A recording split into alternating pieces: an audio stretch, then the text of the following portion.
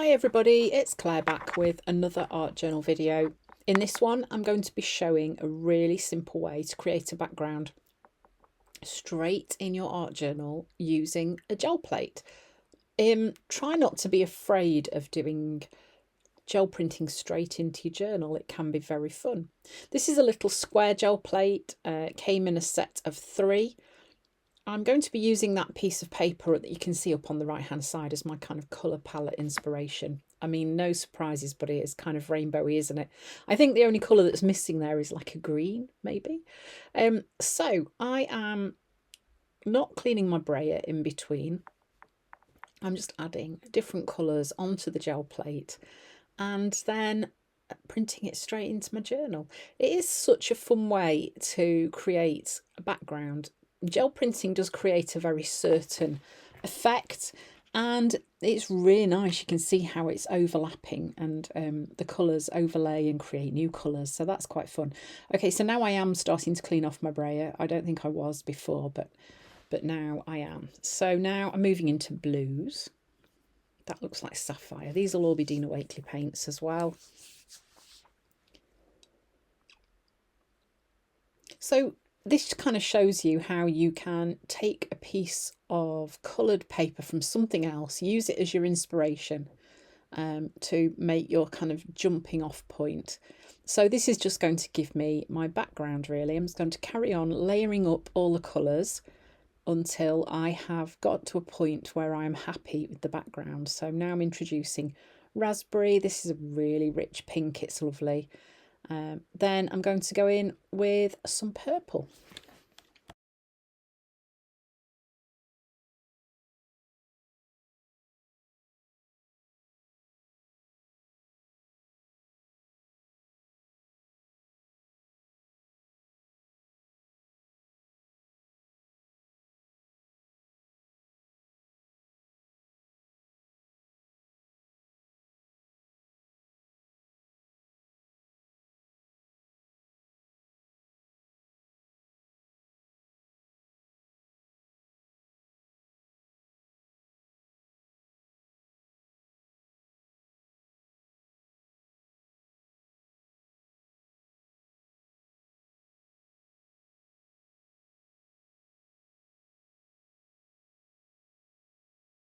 So now it's time for some stenciling. This is a stencil I've designed for Natalie May's Scrapbooking. You can get hold of all of those stencils on my website if you are in the UK or Europe, and of course from Natalie in Australia. So I'm now adding stenciling onto those squares and I'm using tonal colours, so blue on blue, just going to go in for a darker blue on the turquoise, maybe do a lighter blue on the dark blue, that sort of idea. So it's creating more interest, but it's not going to be too overwhelming. So all the stencils I've used so far are ones that I've designed for Nat. And like I say, you can find those on my website. So now I've just used ruby on yellow. I think using those kind of light colours, you can see how it's creating that nice effect. It's not becoming too busy. And you notice that I've left an area down in the left-hand corner of my page. I have a really cool image of a dog, which came from a collage soup book. I'm not entirely sure which one it was. It's really bright and colourful, and I kind of wanted that to play with the background. So now I'm going to go in and add some mark making, just using Posca pens, kind of having a bit of fun really. And as you can see, still taking inspiration from that piece of paper because there were big bold black dots on there, and I'm going to add some on my page too.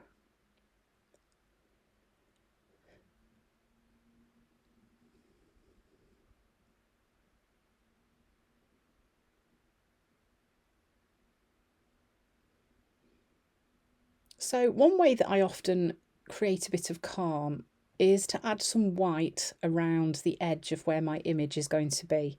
So that's going to just allow a bit of resting space before your eye moves across from the background onto the image, or from the focal point to the background. You can see that helps that image just stand out a little bit. There are lots of ways that you can do this. Adding a black outline or a shadow will also do this, but this is one that kind of works really well for me. And if you work like with a really thin layer of paint, you can build up how much that white plays with your background. Now I'm going in and using a Stabilo oil and outlining as well, so that's going to kind of double pop that image off the background. Yeah, Stabilo oils are one of my favourite things to use. I think you can do so many things with them, and they're just a lovely pencil to draw with. You can create lovely kind of arty feels to your line work. So now I'm going in with some mark making stamps. I think this is one from Kate Crane, and that one is also from Kate Crane, and I'm just using up the white that's left. Next I'm going in with some black. Again, another Kate Crane stamp. I'm just starting to add more and more elements to my background. So now I'm using some coloured ink as well, just so that I've got some pattern in other colours rather than black and white. The black and white is really just there for that level of contrast, the value change, as Dina Wakley likes to call it. So then, just to add a bit more of a playful feel to the background, I'm going in and doing a bit of doodling, outlining some of those black circles, and just bringing some more marks to the background.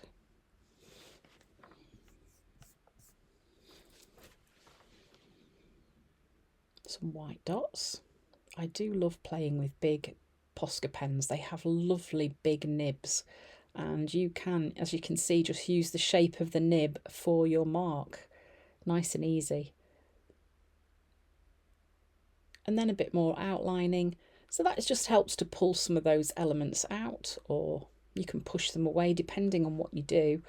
If I was to draw into those X's and draw the X of white over the top of the black, that would push them away a little bit. And then I'm going to write onto my page, advice from a dog. I grew up having cats, and I was always a little bit afraid of dogs. I think I did have a bit of an interesting meeting with a dog once, which put me off when I was younger. But then growing up and becoming a teenager, my mum and dad got a dog, and my brother did as well. And now we have a dog, and goodness, I never realised what an amazing blessing they can be. I really like quotes like this because this kind of makes you think about these things in a different way. So chase your dreams, be brave no matter your size, trust your instincts, be loyal. And what's the last one? Learn new tricks at any time, at any age, yes. All things that dogs do. So then, just to make that title stand out a little bit, I'm just going to outline those words. So as you can see, as is usual for me, the focal point is quite bold on my page, as is my text. This is something that I do like to do. I like to write really bold words on my pages. I guess it's one of my kind of trademarks. I don't know. It's something that I do like to do, and I kind of don't even really think about it these days. Going in with a pop of neon pink as well, and there we go. Oh, decided I would rub some pink onto the image as well. So just kind of playing by brightening some of those areas of pink on this dog's gorgeous little face, just to help tie that in with the background a bit better. So this was a really fun way to start off this journal page. Of course, going to need some white circles to finish off with. I've just had a good sort through my mark making tools box and thrown lots of things away. But I still have lots and lots of different size circles in this cookie cutter set that I've got. So bold, colourful, lots of fun layering those gel prints to create that bold background. Nice and easy, so give it a try.